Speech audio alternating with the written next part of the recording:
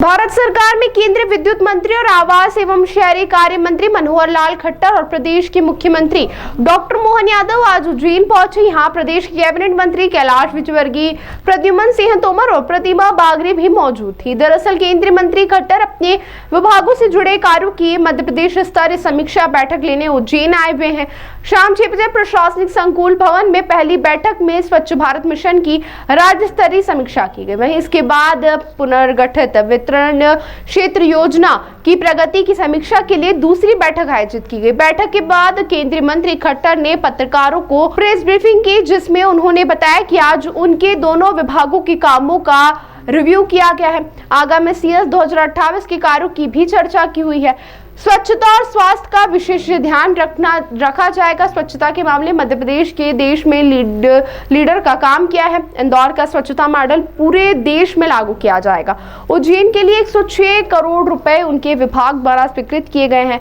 पूरे देश में करीब 20 करोड़ स्मार्ट मीटर लगाए जाएंगे, जिसमें से 1 करोड़ मध्य प्रदेश में लगेंगे। सरकार जल्द प्रीपेड मीटर भी लगाने जा रही है, जिसके तहत सबसे पहले शासकीय विभागों में यह मीटर लगेंगे। दूसरे चरण में उद्योगों को प्राथमिकता दी जाएगी। मुख्यमंत्री मोहन यादव ने कहा कि यशस्वी प्रधानमंत्री के नेतृत्व में देश आगे बढ़ रहा है। प्रदेश सरकार सभी विभागों के साथ कदम से कदम मिलाकर चल रही है।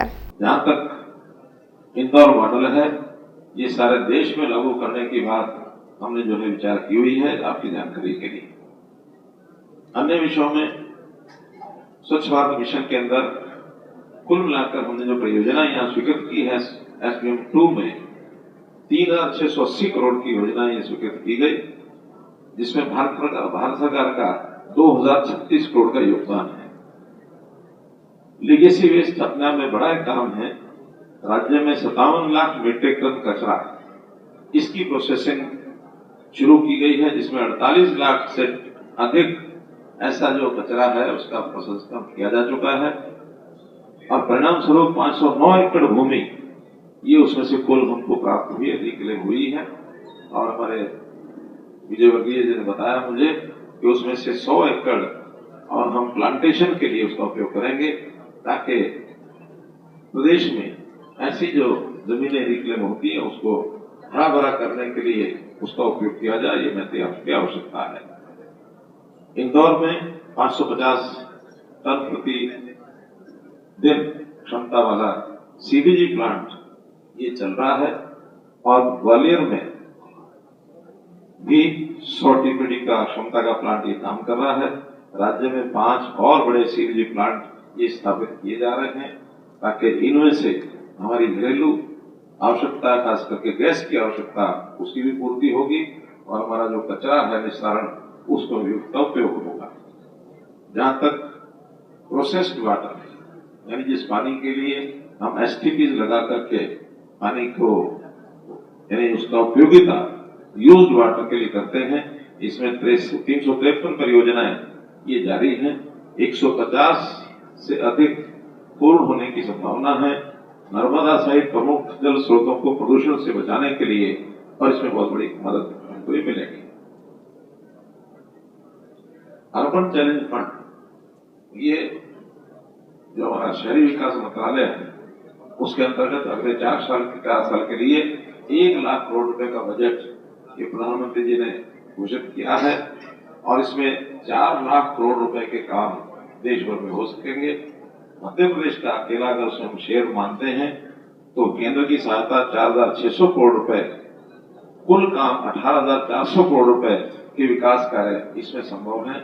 कई प्रकार के ऐसे शहरों को आगे बढ़ाने के लिए उसको एक आर्थिक केंद्र बनाने के नाते से जो शहरों के विकास बाकी हैं, शहरों में कैसे लोगों का आवागमन ठीक हो, ईज ऑफ लिविंग के नाते हो रहे हैं, शहरों का व्यापार अच्छा हो, लोगों का रहन सहन अच्छा हो, उस नाते से ऐसी योजनाओं को और हमने उसमें शामिल किया है। उज्जैन के लिए 106 करोड़ रुपए सिटीज 2.0 ये परियोजना स्वीकृत की है, जो जलवायु अनुकूल और सतत शहरी विकास को आगे बढ़ाएंगे।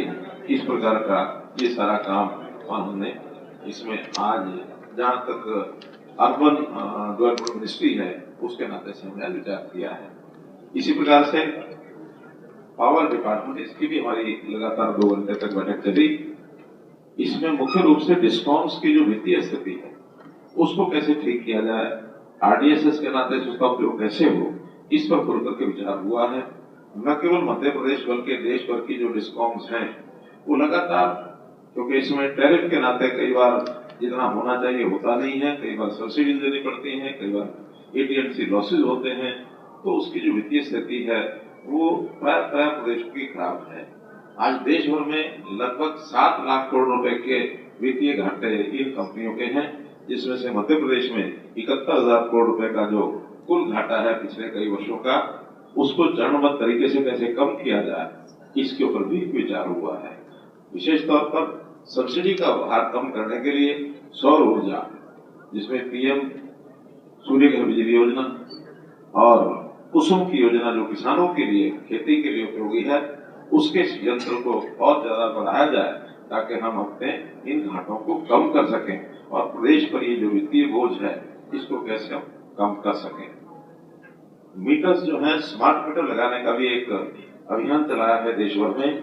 1 करोड़ स्मार्ट मीटर लगाए जाएंगे। उसके अंदर यहाँ भी जो स्मार्ट मीटर्स हैं 1,83,00,000 हमारे कंज्यूमर हैं यहाँ, तो 1,83,00,000 में सब एक साथ नहीं, तो टारगेट स्मार्ट मीटर का क्या है इनका? मनोहरलाल खट्टर साहब, स्थानीय शासन और खासकर शहरी विकास और अर्बन डेवलपमेंट ऊर्जा विकास मंत्री, और मैं इस नाते से उनका यहाँ इस कार्यक्रम के साथ साथ उज्जैन के अंदर दुनिया का सबसे बड़ा मेला जब होने वाला है और उस मेले की व्यवस्थाओं को लेकर के वो खुद चल करके अपने दिल्ली से न केवल स्वयं बल्कि अपने उच्च अधिकारियों के साथ यहाँ समीक्षा बैठक कर रहे हैं और बैठक के साथ लंबे समय तक प्रदेश को इस मेले के बाद भी राज्य के साथ विकास के नए पर्याय बनकर क्या क्या हो सकता है, विस्तार से कई सारी चीजों की समीक्षा की है। मैं उनका एक तरह से आभार मानता हूँ। हमारे मंत्री माननीय कैलाश जी भाई साहब, माननीय मंत्री प्रद्युम्न तोमर जी, माननीय मंत्री श्रीमती प्रतिमा बागरी जी, हमारे सारे जनप्रतिनिधि, सांसद जी, श्रीमान अनिल फिरोजिया जी विधायक, श्रीमान अनिल जैन कालूहड़ा जी, महापौर जी, हम सब मिलकर के अपने अभी तक के सिंहस्थ के सारे विकास कार्यों की सबसे पहले समीक्षा में उनको सामने प्रेजेंटेशन भी किया है और आज यहाँ के बाद महाकाल के दर्शन के साथ कल कुछ स्थानों पर माननीय मंत्री जी स्वयं देखने जाएंगे।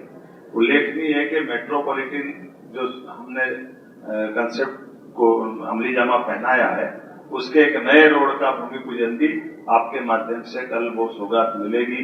मैं उम्मीद करूंगा विकास का ये कारवां यशस्वी प्रधानमंत्री के नेतृत्व में जब देश आगे बढ़ रहा तो मध्य प्रदेश सरकार भी कदम से कदम मिलाकर सभी विभागों के साथ आगे बढ़ रही। उसमें खासकर मैंने माननीय मंत्री जी को स्मरण कराया।